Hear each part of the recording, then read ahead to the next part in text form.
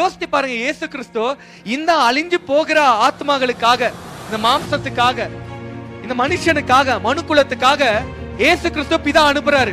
அதுக்குதான் அவர் வெறுக்கிறாரு. ஐ ஹேட் சின் அப்படின்றாரு. ஐ had it. எனக்கு பிடிக்கல, இந்த பாவம் எனக்கு பிடிக்கல. அவர் அது வெறுக்கிறத காட்டிலும் அவரை துக்கப்படுத்துது. ஐயோ, நான் ஆல்ரெடி ஆதாமும் ஏவாளையும் இழந்துட்டேன், மறுபடியும் அதை பண்ணாதடா, மறுபடியும் பண்ணாதடா, பெருமையான பார்வை அழிச்சிடும்டா, உனக்கு எனக்கு உறவை கட் பண்ணிடும்டா, வேணாம் வேணாம். அதான் திருப்பி திருப்பி சொல்றாரு வசனம் ஃபுல்லா. ஐ ஹேட் சின், ஐ ஹேட் சின். நான் பாவத்தை வெறுக்கிறேன். அது துக்கத்தோட சொல்கிற காரியம், கோபத்தோட இல்ல. நான் வெறுக்கிறேன். பெருமை வந்துட போதுடா, பாத்துக்கோ. கொலை பண்ணிட போறடா, இச்சையா பாத்திர போறடா, தீங்கான காரியத்துக்கு ஓடிடாதடா. ஐ ஹேட் சின். இன்னும் என்னது, துர்க தப்பான காரியம் மூட்டி விட்டுறாதடா, சாட்சி இல்லாத நடக்காதடா.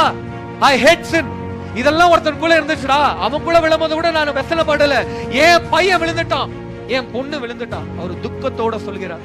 அப்போ ஆத்மாவில அவருக்கு துக்கமாவுங்க. நம்ம ஆத்மா நம்ம துக்கித்து பாவத்துக்குள்ள போகும் போதும் அவரை பெயின் பண்ணுது.